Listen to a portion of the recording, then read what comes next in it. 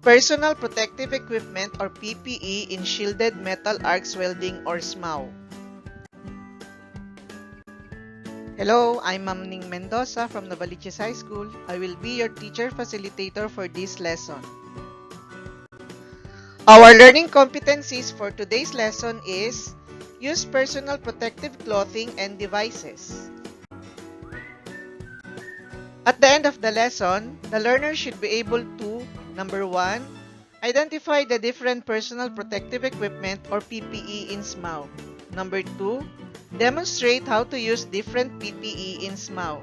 And number 3, appreciate the importance of each PPE in SMAW. The observation of health and safety precautions in welding operation is of greatest importance. Your life and that of the others are more important than the job you are doing. Welding shield or helmet is used to protect our face and eyes from the arc rays and heat and the sputter from molten metal. The arc is viewed through a filter which reduces the intensity of radiation but allows a safe amount of light to pass for viewing the weld pool and end of the electrode. We have two types of welding shield or helmet. The first type is the helmet type welding shield. It is more convenient to use because it allows both hands to work freely. The other type of welding shield or helmet is the handheld shield. It allows only one hand to work freely. Another PPE is the leather jacket.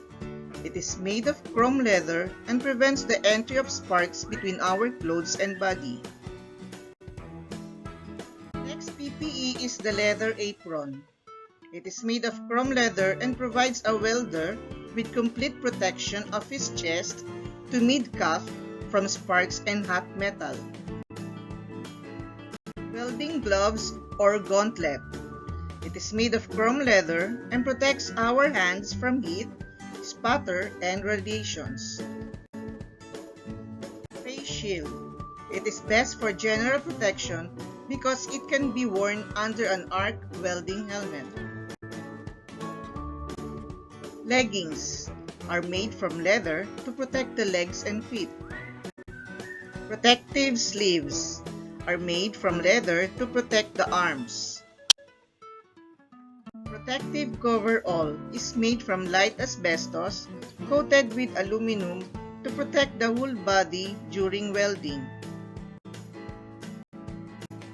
Welding cushion is made from leather for sitting and kneeling beside the workpiece as protection against cold. Welding spots. Welding spots are made of chrome leather and protects our feet from sputter. Safety shoes has heat-resistant soles and impact-resistant toes. Some safety shoes have metal insoles, while others protect workers from different types of electrical hazards. Safety goggles are used when grinding and chipping off slag. Ear muffs are used for ear coverings and are connected by a flexible band and worn as protection against extreme noise. Earplugs is a pair of device that is meant to be inserted in the ear canal to protect the wearer's ears from loud noise or intrusion. Respirator is an apparatus worn over the mouth and nose or the entire face to prevent the inhalation of dust, smoke, or other noxious substances. Proper use of personal protective equipment or PPE. Head protection. Safety hats should be inspected prior to their use. Inspect suspension systems that show evidence of materials cracking, tearing, fraying, or other signs of deterioration. Suspension should provide a minimum clearance of 1 to 1.25 inch between the top of the worker's head and the inside crown of the hat. Check any signs of cracks of perforations of brim or shell deformation of shell, or evidence or exposure to excessive heat, chemicals, or radiation. Remove any accumulation of conductive material on or inside the shell that cannot be removed prior to use. Objects should not be placed inside the safety hat between the shell and the suspension device.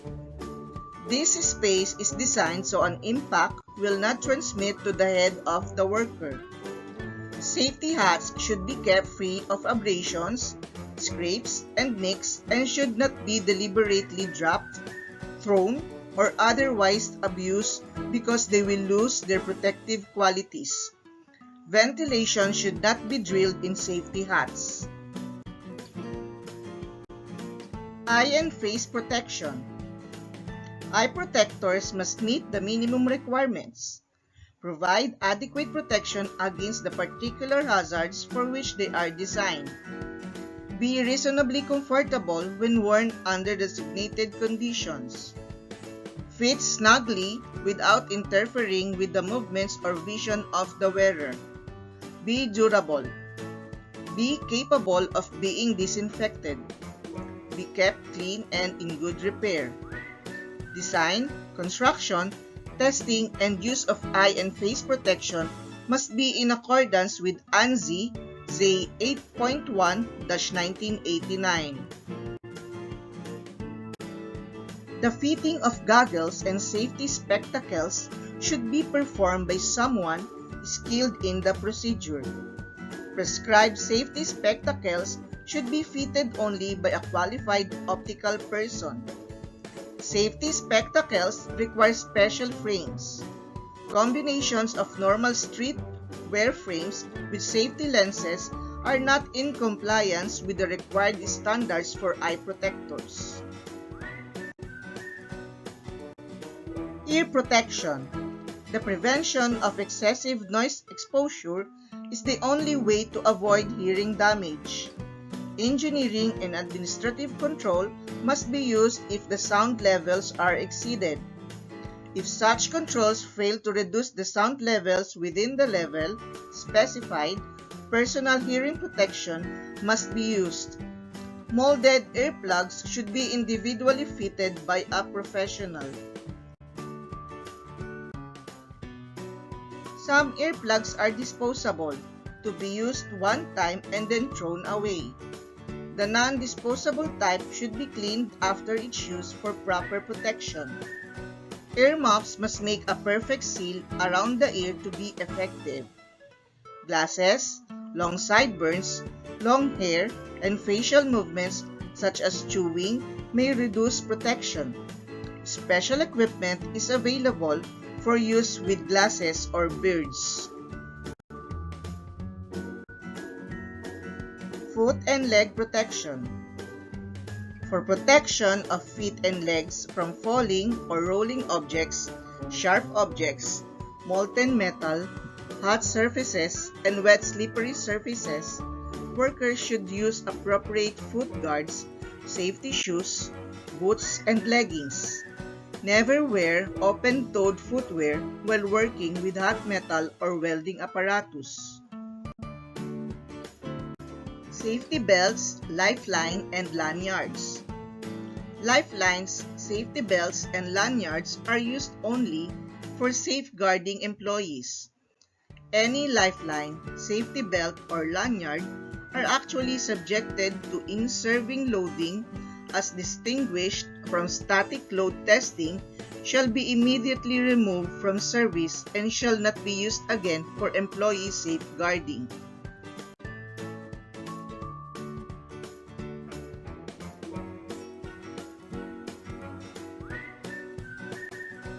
Thank you for watching and happy learning! Don't forget to subscribe to my YouTube channel for your lessons in TLE 7. Just search for Ma'am Ning Mendoza.